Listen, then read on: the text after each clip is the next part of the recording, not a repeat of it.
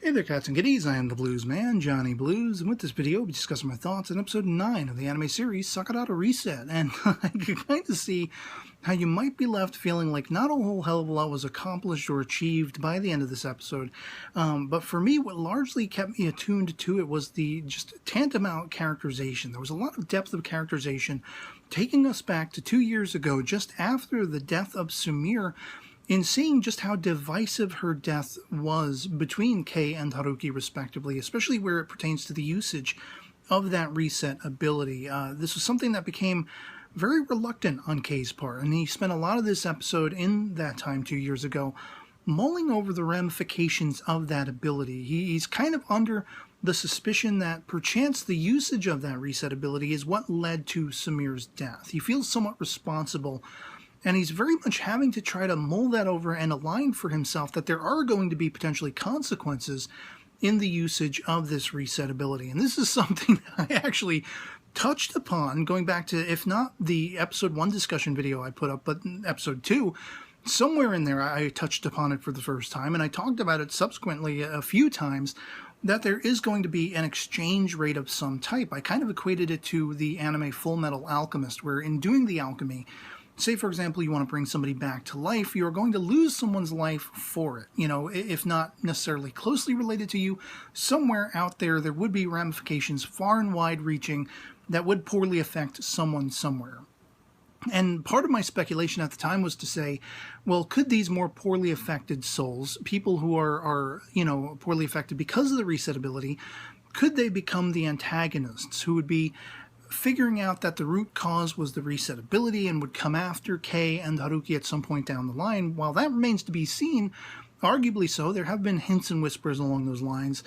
For the most part, this is what Kei is very much spending a large majority of his time mulling over. He's trying to align that for himself and work out as to whether or not he truly feels that the reset was, the reasoning for Sumire's death, whether that actually played a part in it or not. And there's still some minced words about that. Did she accidentally fall to her death? Did she commit suicide? You could really take it leaps and bounds as to why she might have committed suicide, knowing that she has that future sensing ability, and could she have seen a future of herself being confined like the witch was and everything like that. All arguably so. Without being able to talk to Sumire directly, we're really not going to know. But I just found that highly intriguing and fascinating, that there was actually a point in Kei's life after the usage of that reset ability that he began to feel was a little bit impetuous and hadn't really been thought out, and all of the ramifications hadn't been equated or aligned in his mind at the time. He really has this reluctance to so quickly go back into the usage of it, even though he is, for all intents and purposes, employed by a woman representing the bureau in his club that he and Haruki had signed up for, we see. And shortly thereafter, just after signing up for it, is when they went Splitsville.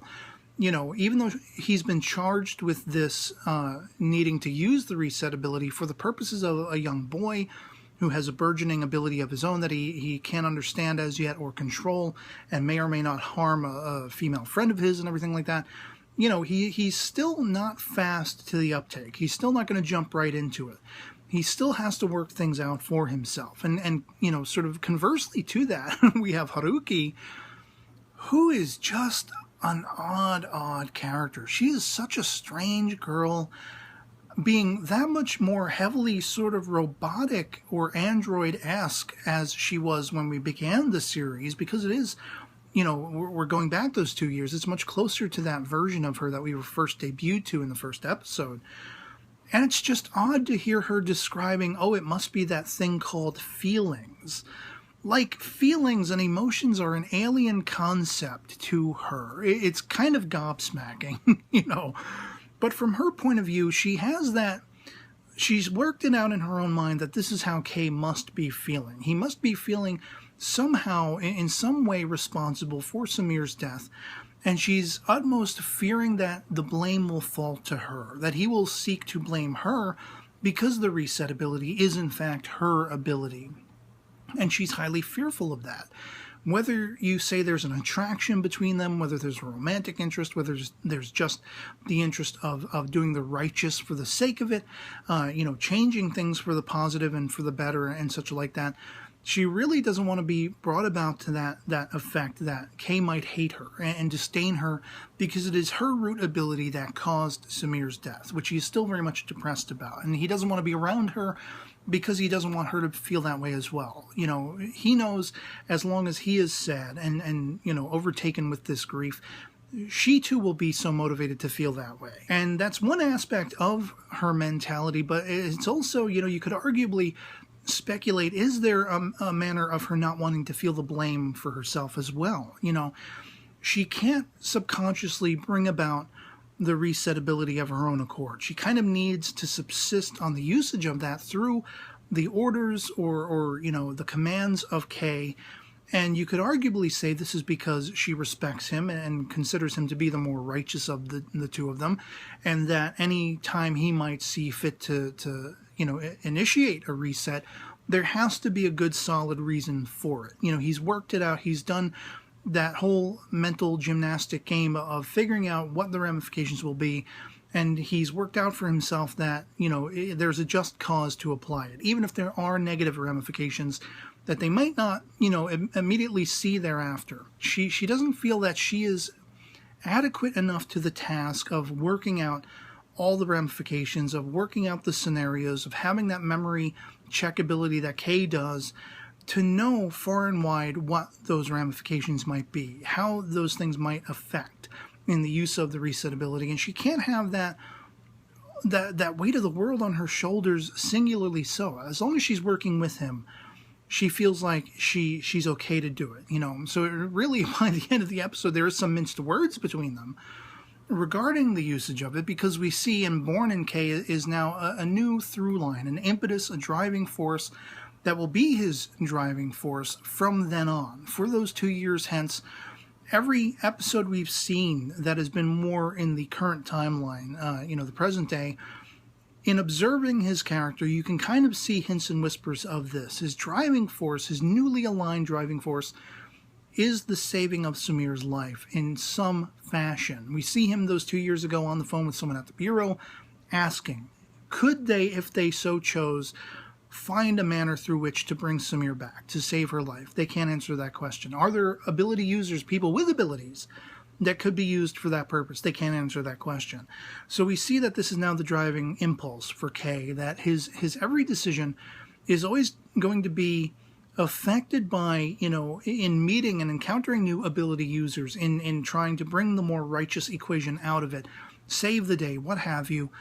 Everything he's doing is working for the purpose of finding an in, finding a foothold to eventually seeing through to his want to save Samir's life. And my question is, you know, how far and wide is that capability going to go? And will there be a trade-off? Why bring that up now, especially so closely relating to Samir's life and death, than to instill in our minds that, you know, if he seeks to save her life, if that is actually something physically manifest that he can bring about, does that equate to traveling through time and manipulating the past? And would he have to then sacrifice his own life for hers, that kind of thing? And if successful in saving her life, bringing her back, just think of the ramifications that would go far and wide as a result of that. It would unwind almost the entirety of the series, you would think, because so many of these events would not necessarily have shaped up the way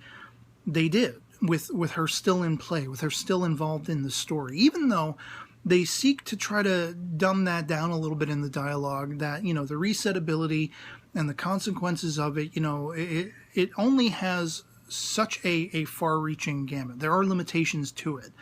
The guy in the next town still got into the same car accident he had the time before. He still had the same meal he did at the same time of day, the same conversations and everything like that.